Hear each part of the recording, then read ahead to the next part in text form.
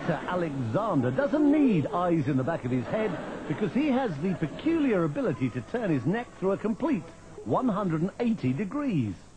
Normally the muscles and the vertebrae in the neck prevent that happening, but because of a peculiarity in his spine, Alexander has confounded orthopedic specialists for years.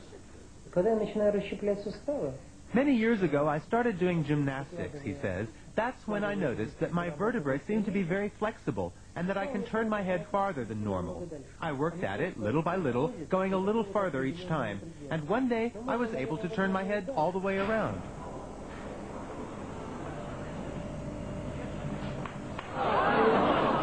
Despite the somewhat unsettling crunching of bones, Alexander claims to feel no pain, which is more than can be said for the people sitting behind him on a bus.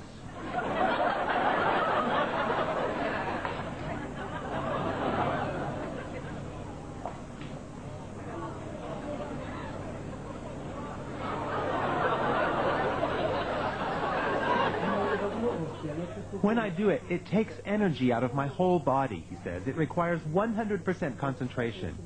This may sound silly, I know, but in that moment, I don't feel like myself. It's as if I were another person whose body is filled with some kind of energy.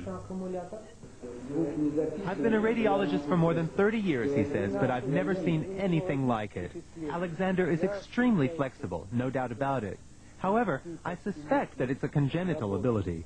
It's not something anyone could learn or train for. On the contrary, if someone else were to try it, they would surely break their neck.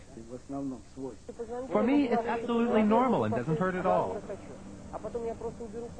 The fact that he can turn other people's heads as well, although obviously not as far, has encouraged Alexander to take his peculiar skill on a concert tour.